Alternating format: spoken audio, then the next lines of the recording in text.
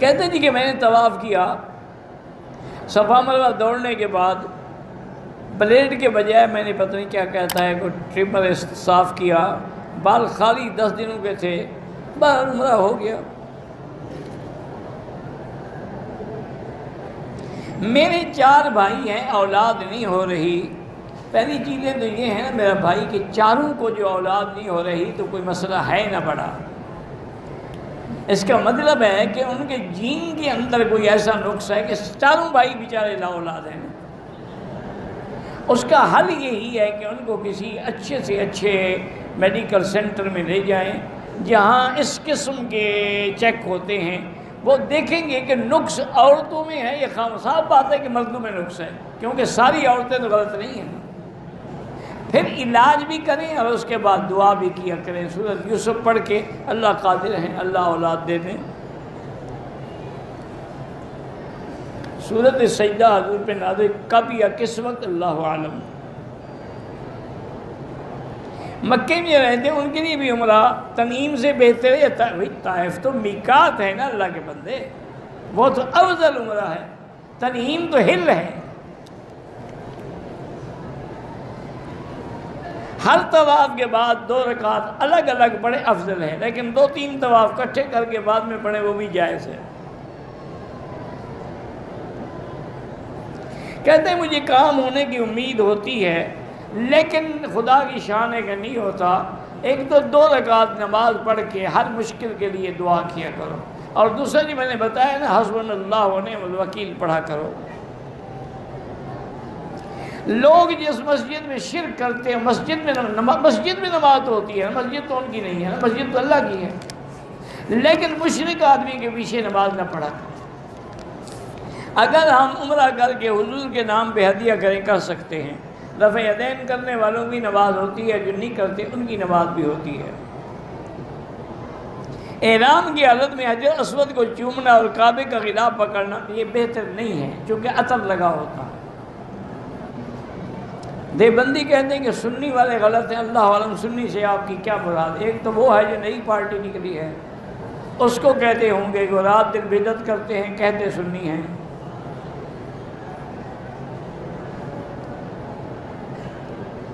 کہتے جی مطاف میں جب پانی کا سیلاب آیا تھا، کس سن کی بات ہے، کیا کرو گے تم؟ کو تو آیا تھا گزر گیا،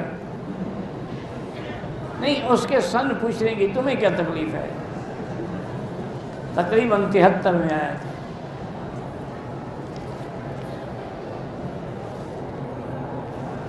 کہتے جی کہ بعض لوگ صحابہ کی بے ادبی کرتے ہیں، فقہ حنفی کے خلاف باتیں کر، اللہ ان کو ہدایت دے۔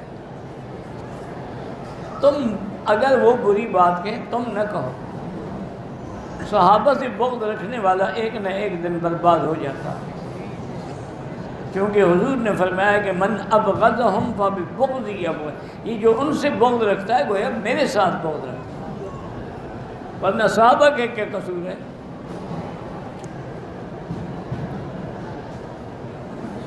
شارع ابراہیم خلیل پہ لوگ نمازیں پڑھتے ہیں، بہرحال اگر صفے نظر آئے نماز تو ہو جائے گی، لیکن یہ بے وقوفی ہے۔ 10 منٹ پہلے آئیں، حرم میں آ کے نماز پڑھیں۔ لوگ تو باہر بیٹھے رہتے ہیں، آدھا گھنٹہ پہلے باہر بیٹھے ہوئے، انا للہ۔ مقصد کیا ہے کہ سلام پھرے اور ہم بھاگیں، جیسے شیطان اذان سن کے بھاگ جاتا ہے۔ کہتے ہیں کہ جو لوگ تقلید کو اور ائمہ احناف کو یا ائمہ فقہ کو برا کہتے ہیں، بس ان کے لیے دعا کریں، کافر تو وہ نہیں ہے، بس ان کو ذرا مثالہ زیادہ لگ گیا ہے، مثالہ زیادہ لگ جائے نا پھر بھی بندہ ہاتھ سے نکل جاتا ہے، یہ بڑی مشکل ہوتی ہے۔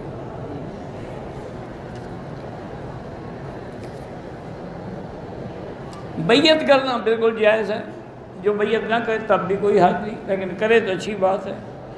اذان کے بعد دعا اور درود دونوں پڑھ سکتے ہیں۔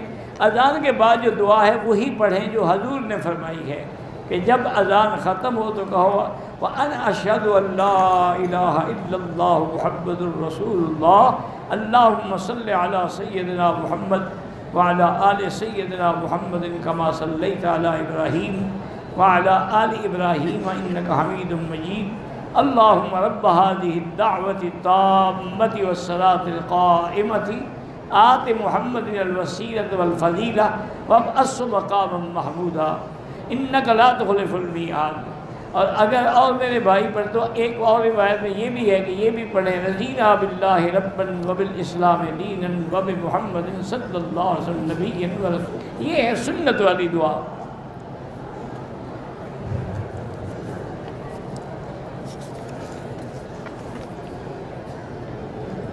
مکہ آنے سے 3 دن پہلے 100 دن کا حمل ضائع ہوا، عذاب بن چکے تھے، اب احرام کی حالت میں ہیں، ہوٹل میں ہیں، خون بہت کم مقدار میں آ رہا ہے۔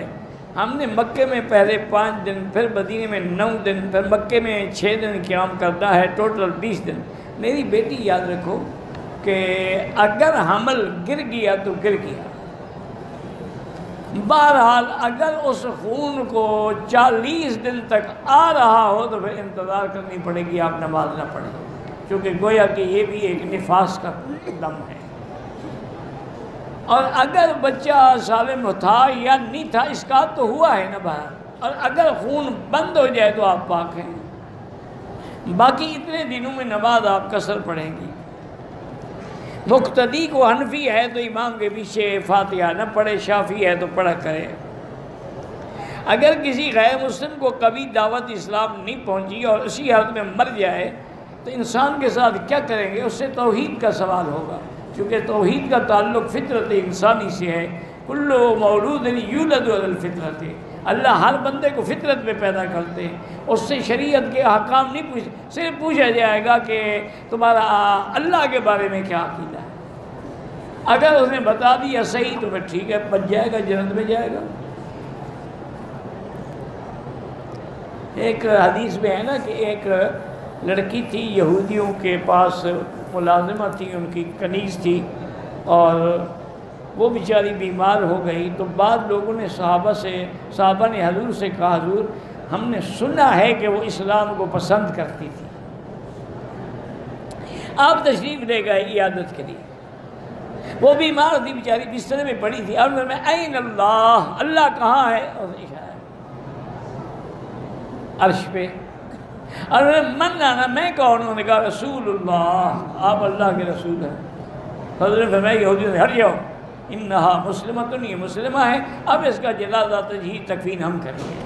تو اب اس سے صرف یہی 2 باتیں پوچھی گئی، یہ تو نہیں پوچھا گیا کہ نماز پڑھتی ہو نہیں پڑھتی ہو۔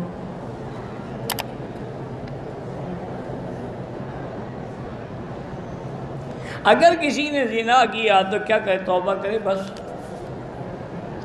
کفارہ کیا ہے؟ توبہ ہے، آئندہ گناہ سے بچے۔ کہتے جی کہ حضور جب اس دنیا سے چلے گئے تو وہ ہمارا درود شریف کیسے سنتے ہیں؟ اللہ سنواتے ہیں، تم تھوڑا سنواتے ہو۔ اللہ اگر ابو جہل کو سنوا سکتے ہیں تو حضور کو نہیں سنوا سکتے؟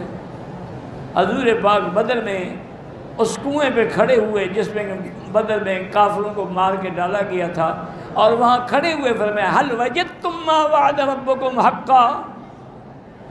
تو حضرت نے کہا یا رسول اللہ، جیفت نہیں، مر گئے، گل گئے، سڑ گئے، یہ آپ کی بات سن رہے ہیں؟ میں بل اسمع منکم، تم سے بھی زیادہ سن رہے ہیں۔ تو اگر اللہ ان کو سنوا سکتے ہیں، نبی کو نہیں سنوا سکتے۔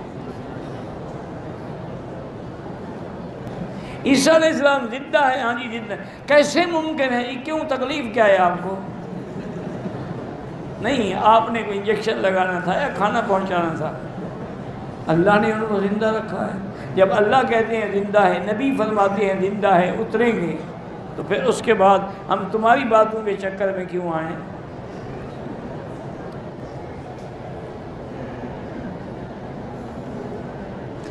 اگر ایک لڑکی کو 5 دن سے حیض آ رہا ہے، میری بیٹی آپ کی عادت کتنی دن ہے؟